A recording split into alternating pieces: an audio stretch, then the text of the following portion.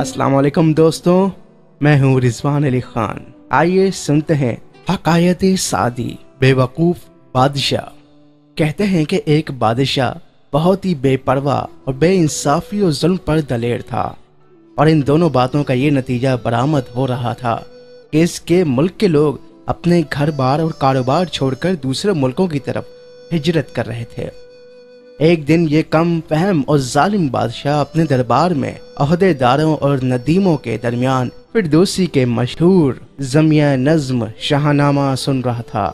بادشاہ ضحاک اور فریدوں کا ذکر آیا تو اس نے اپنے وزیر سے سوال کیا کہ آخر ایسا کیوں ہوا کہ ضحاک جیسا بڑا بادشاہ اپنی سلطنت گنوا بیٹھا اور فریدوں ایک بڑا بادشاہ بن گیا، جبکہ اس کے پاس نہ لاؤ لشکر تھا اور نہ بڑا خزانہ۔ اس کا وزیر بہت دانا تھا۔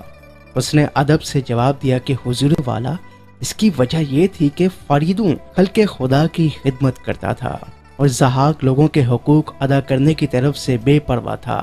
نتیجہ یہ ہوا کہ لوگ ضحاک کو چھوڑ کر فریدوں کے جھنڈے تلے جمع ہو گئے اور وہ بادشاہ بن گیا۔ بادشاہی لشکر اور عوام کی مدد سے ہی حاصل ہوتی ہے۔ پھر وزیر نے بادشاہ کو نصیحت کی کہ سلطنت قائم رکھنے کے لیے ضروری ہے کہ حضور اپنا رویہ بدلیں، لوگوں کو پریشان اور ہراساں کرنے کی جگہ ان کے ساتھ اچھا برتاؤ کریں۔ احسان اور انصاف کرنے سے بادشاہ کی محبت دلوں میں پیدا ہوتی ہے، فوج کے سپاہی وفادار اور جانثار بن جاتے ہیں۔ یہ باتیں خیر خواہی کی جذبے سے ہی کہی گئی تھیں، لیکن بادشاہ وزیر سے ناراض ہو گیا اور اسے جیل خانے بھجوا دیا۔ اس نے اپنا رویہ بدلنے کی ضرورت محسوس نہ کی۔ کچھ ہی دن بعد کرنا خدا کا کیا ہوا کہ بادشاہ کے بھائی بھتیجوں نے اس کے خلاف بغاوت کر دی۔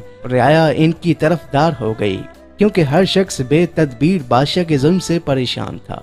حضرت سعدی رحمۃ اللہ علیہ نے اس حکایت میں جہاندانی کا یہ زرعی اصول بیان کیا ہے کہ بادشاہ کی اصل قوت رعایا کی خیر خواہی اور محبت ہے، اور یہ قوت احسان اور انصاف کے ذریعے حاصل ہو سکتی ہے۔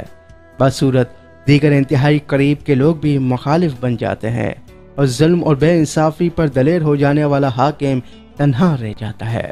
ایسی حالت میں اس کے دشمن اسے آسانی سے ختم کر دیتے ہیں۔